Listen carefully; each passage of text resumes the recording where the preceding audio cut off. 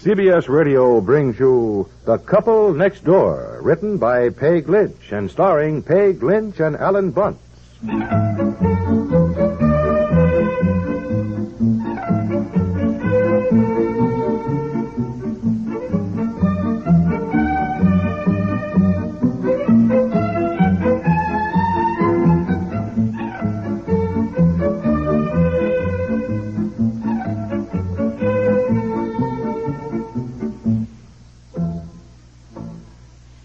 Oh, honey, wake up. Come here and look out the window. The sun is shining and the gondolas look so picturesque gliding along the canal. You awake? Oh, yeah, I am now. Honestly, with the sun shining and with St. Mark's and the Doge's Palace in the background, it looks just like those pictures painted of Venice by Canaletto. Yeah. Oh, come and look, dear. Come look. Yeah, boy, it's about time the sun came out.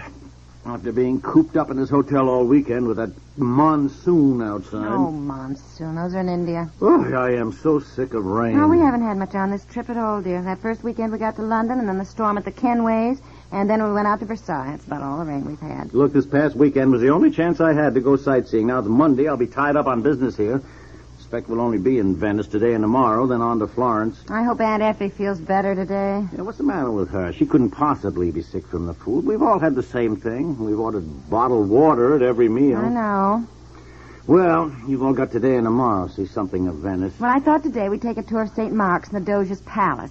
Betsy has to write up a report of her trip when she gets back to school. And she's going to be graded on it to make up for the work she's missed. She certainly has to learn some things, about... okay, but as I've said now a dozen times, don't push her too much. You want her to enjoy traveling with us. I know, dear. I'll just point out the highlights. Well.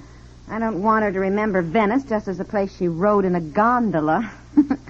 Honestly, every time I think of you getting seasick in that gondola when we arrived Friday, it was... I'm sorry, dear. I guess it wasn't very pleasant, was it, honey? If you're going sightseeing, you'd better get the rest of them up and get going.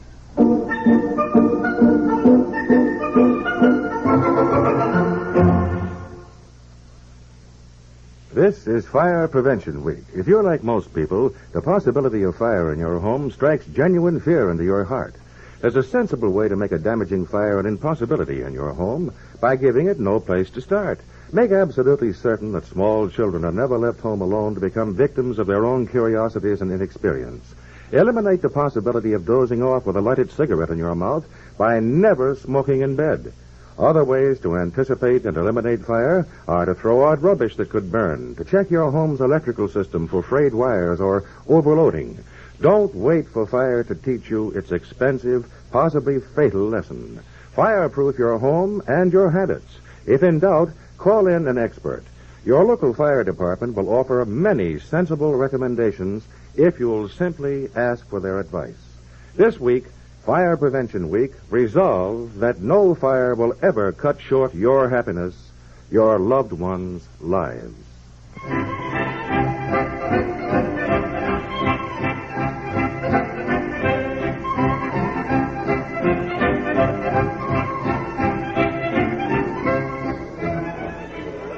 You are now standing in the center of St. Mark's Square, the most famous spot in the city of Venice. The city itself is about 4 kilometers away from the mainland of Italy.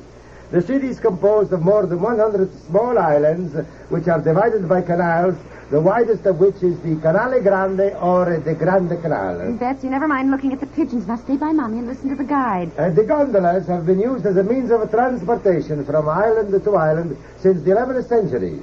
Over the centuries, many bridges have been built, so that now we have 450 bridges over the canals. The population of Venice is 200,000. Goodness, I didn't realize Venice was that big. Did you, Aunt Effie? Oh, I guess not, dear. I hadn't thought about it. Are you all right?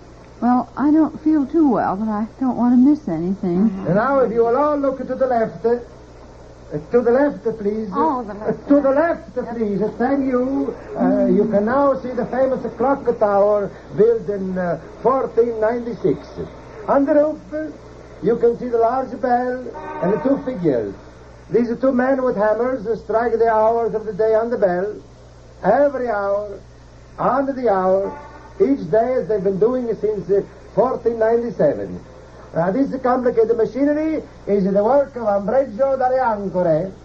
Later, we will visit the clock tower. Let us now approach the Basilica of St. Mark. Wherever you are on my tour, follow me, please. No, follow me, please. Follow this. Come on, Ralph. You can get a picture of it later. Come on. We're going over this way. Did you understand what the guide said, Betsy? No. Well, you see those little men with hammers on the top of the clock tower? Way up there, dear, up on the roof.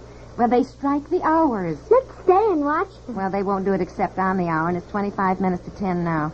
Maybe we'll still be on the square here at 10 and can watch them then. You better come on. You'll miss this. Come on, Betsy. Come on, dear. Can I buy some bird seed to feed the pigeons? Later, dear. Not now. Gee, there must be thousands of pigeons. Aren't they pretty? They look just like the pigeons at home, and we can see them anytime. You can't see beautiful buildings like this. Now, come on, darling, please. And you will notice that the type of architecture represented in the Basilica of St. Mark is a Byzantine. It's what?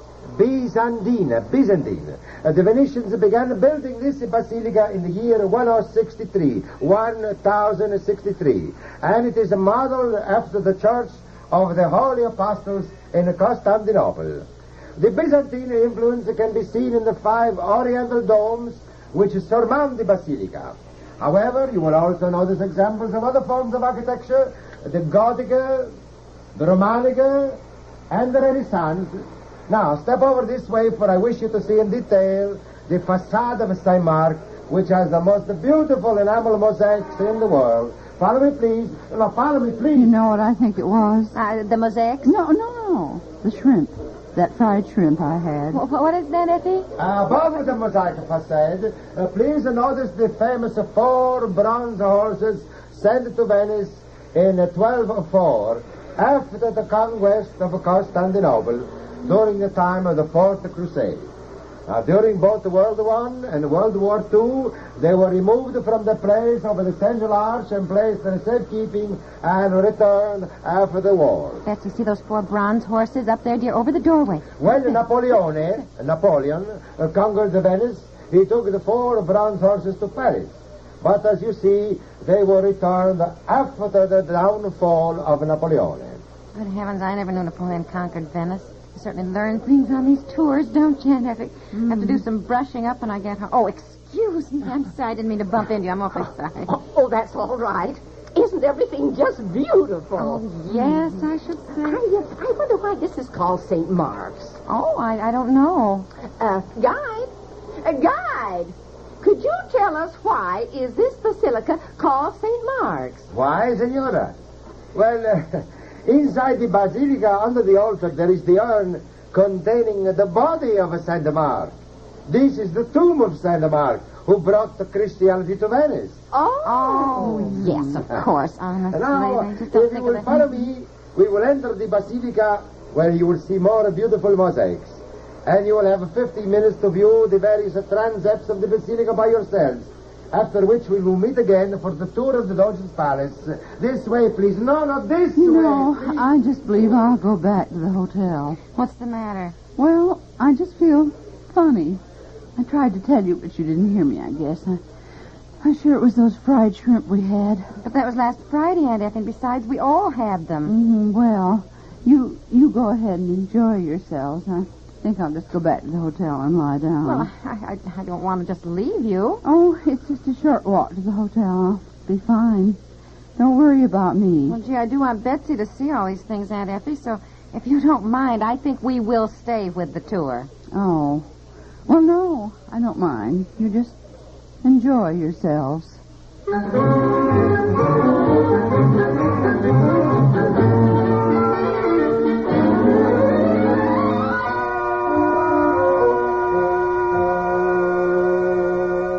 So then, of course, we did see the Basilica of St. Mark's and all the perfectly beautiful mosaics.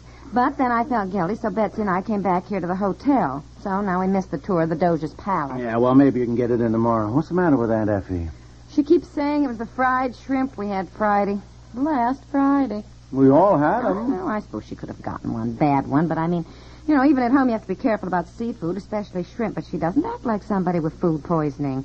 She isn't sick to her stomach. She just feels weak. Well, maybe she's tired. Maybe the whole trip's been too much for her.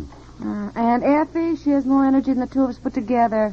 Well, she's not going to have any energy if she doesn't eat something. She's hardly touched a mouthful of food now for 2 days. Well, she says she's not hungry.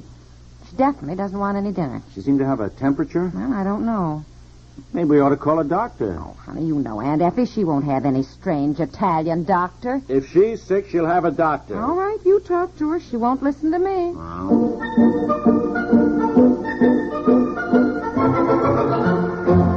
We'll return to the couple next door in just a moment.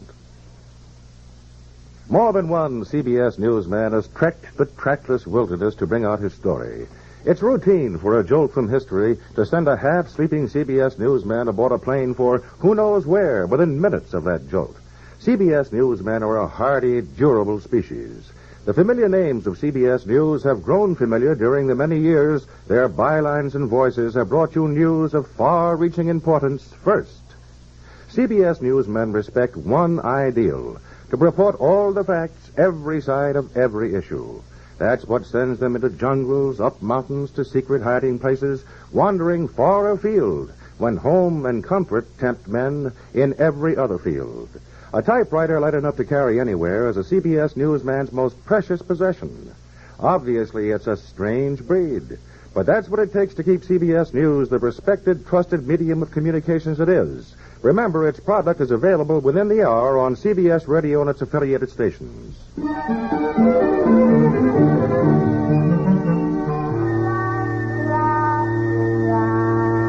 Look here, Aunt Effie, be sensible, will you? If you're sick, why not call a doctor? They've got good doctors in Italy, too, you know. I do not need a doctor. Well, now, how do you know? There must be something wrong. You just lie here in bed looking wanly out the window. You've been so crazy to come to Italy and see everything. Something must be wrong. I do not need a doctor. And if you don't mind, I'd just like to be alone. Would I? Come on, dear. Come on. Let Aunt Effie rest. Besides, Betsy wants you to take her over to St. Mark's Square to feed the pigeons. And also, I hate to tell you this, but she wants to climb to the top of the bell tower. Oh, boy, you'll have another one on your hands to take care of. I'll need a doctor. Oh, when you go down to the lobby, would you stop at the desk and see if there's any mail? I asked on the way up this noon, Aunt Effie. There wasn't any. Well, maybe there's been another delivery since then. Well, Oh, yes, maybe there has. I'll ask Aunt Effie. Come on, dear. I'll come back up and be in the next room here, Aunt Effie, writing postcards. You just call if you need me. Thank you. I'll just lie here and rest. All right, come on, dear. For heaven's sakes, what is the matter with us? What do you mean? Why, it's so obvious we have been blind as bats. Daddy, can we go feed the pigeons now and climb the bell tower? Oh, yes, darling. What do you mean, what's obvious? Aunt Effie. I should have guessed when she asked me earlier if we were going to Verona, where Romeo and Juliet were supposed to have lived. What are you talking about? Why, she's looking for a letter from this man she met in Paris, Alvin Whittaker. It wasn't the fried shrimp, dear. Aunt Effie is lovesick. Oh, for Pete's sake.